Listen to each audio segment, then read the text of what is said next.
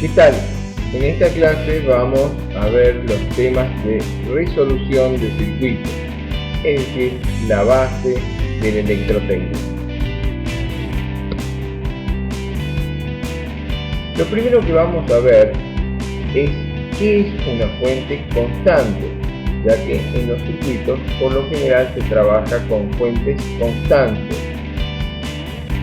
Tenemos fuentes constantes de tensión y fuentes constantes de corriente. Este es el símbolo de una fuente constante de tensión en donde tiene indicado su positivo, es decir, el sentido de circulación. También está indicado su nombre y también está indicado la tensión con la que se está trabajando. Este es el símbolo de una fuente de corriente.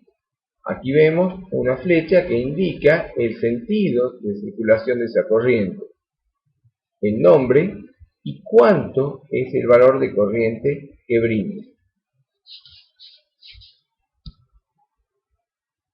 Las fuentes de tensión brindan una tensión de forma constante con independencia de las condiciones del circuito, en tanto que las fuentes de corriente brindan una corriente constante con independencia de las condiciones del circuito. Es decir, en ambos tipos de fuente va a brindar una tensión o una corriente sin importar qué circuito tengan cargado. Para la resolución de los circuitos, en el caso de que tenemos fuentes de tensión, lo que se busca es una corriente equivalente que sale de la fuente de tensión. En cambio, en la fuente de corriente se busca una tensión equivalente que hay en sus extremos.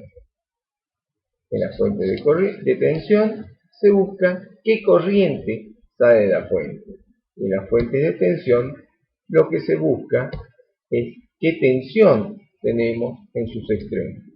Entonces, en la fuente de tensión buscaremos lo que se llama la corriente equivalente y en las fuentes de corriente buscaremos la tensión equivalente.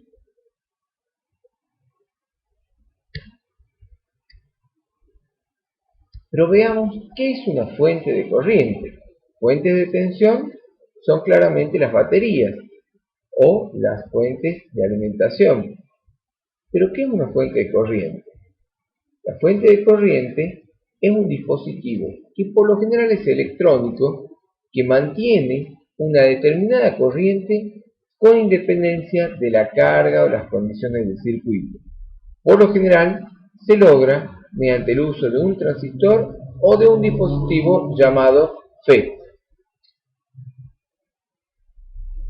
Su aplicación más frecuente es la del cargador de baterías.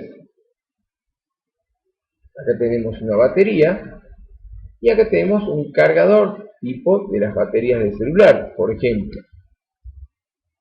También otros cargadores más importantes son para cargar las baterías, por ejemplo, de un auto o cargadores generales.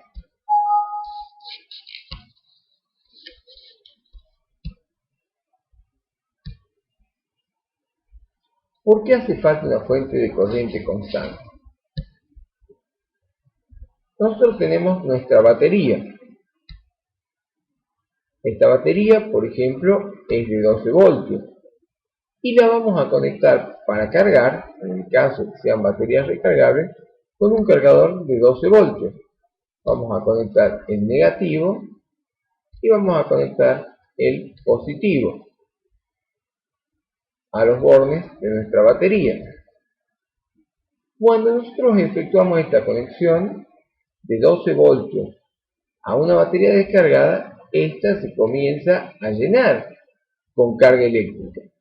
Aquí observamos cómo poco a poco se va llenando de carga eléctrica hasta alcanzar la misma tensión de la fuente de la carga, es decir, los 12 voltios.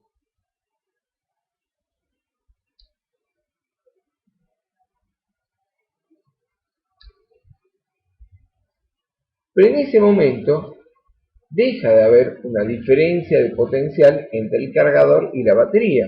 Es decir, la diferencia de potencial va a ser 12 voltios menos 12 voltios, lo cual es igual a 0 voltios. En ese caso, ya los electrones no tendrían ninguna diferencia de potencial que los impulse a pasar desde el cargador hasta la batería. Por ello es que no se usa un simple cargador, sino se usa una fuente de corriente constante. En este caso, la fuente de corriente constante fuerza a que la corriente eléctrica del cargador vaya a la batería y así, más allá de que se igualen las diferencias de potencial, permita la acumulación de carga en la batería. Entonces, más allá de la diferencia de potencial, la batería se comienza a cargar.